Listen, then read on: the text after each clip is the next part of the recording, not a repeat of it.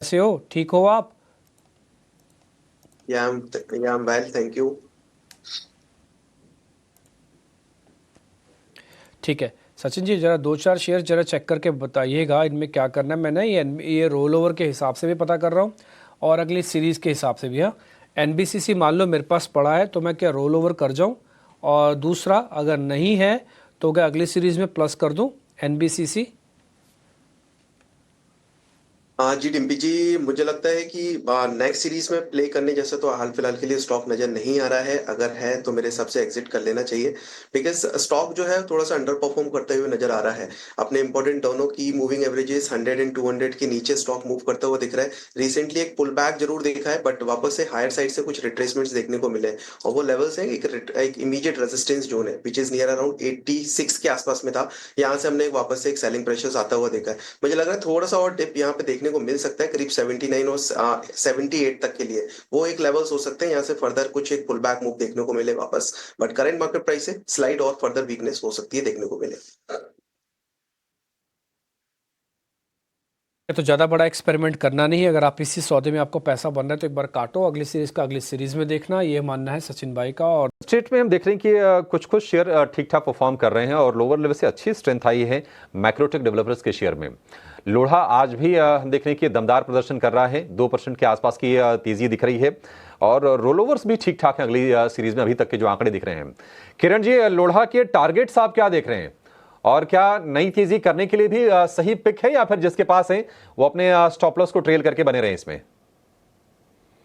ठीक है, किरण जी के पास आवाज नहीं जा रही है, कुछ तकनीकी दिक्कत है, उसको दूर करेंगे। लेकिन सचिन जी, आप ही इस पर व्यू दीजिए, मैक्रो टेक पर आप क्या लेवल्स देख रहे हैं इसमें?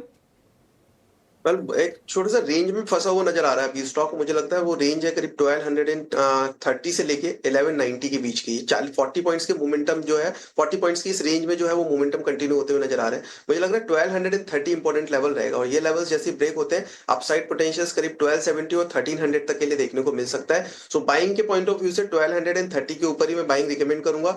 लोअर साइड में 1230 अगर ब्रेक होता है, कोई बाइंग लेता है, तो लोअर साइड में 1190 का एक स्टॉप लॉस बनेगा, जिसके साथ में वेट किया जा सकता है फॉर द टारगेट ऑफ 1270 और 1300 के लिए।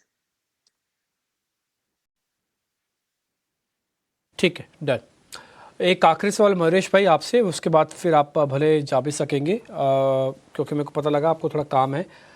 ये जो पावर वाली कंपनीज हैं अभी और चल सकती हैं सर? गर्मियां तो अभी ख़त्म थोड़ी हुई हैं, अभी तो शुरू ही हुई हैं।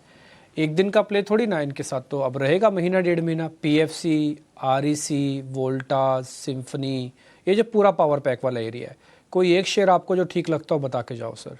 बिल्कुल मोमेंटम में रह सकता है and absolutely theme might continue very very aggressively. और इसमें मुझे लगता है थिंक जो ब्लू स्टार का एक आउट परफॉर्मेंस रहा है। हालांकि वैल्यूएशंस थोड़े महंगे रहेंगे, बट जैसे हम देखते हैं रेटिंग रैंकिंग इंस्टीट्यूशन होल्डिंग कैंसिलिम में, हमें लगता है ब्लू स्टार बहुत अप्रोप्रिएटली प्लेस्ड है। ऑब्वियसली जो इंडस्ट्री के डायनामिक्स है, जो एक्सपेक्टेशन है in terms of inventory built up जो हो रही है, एंड जनरली आई थिंक जो एक अंडर पेनिट्रेशन है और जो एक मॉडिफिकेशन ये कर रहे हैं in terms of the product offering, room ACs हो या इलेक्ट्रिकल मैकेनिकल प्रोजेक्ट्स हो इनके, या इनके जो इंडस्ट्रियल सॉल्यूशंस है, ये सारी चीजों में अच्छी खासी बढ़ोतरी देखने मिलेगी। Margin are also probably improving and expected to remain very very stable. तो एक जो शेयर अगर कोई मोमेंटम में रह सकता है, हमें लगता है ब्लू स्टार शायद।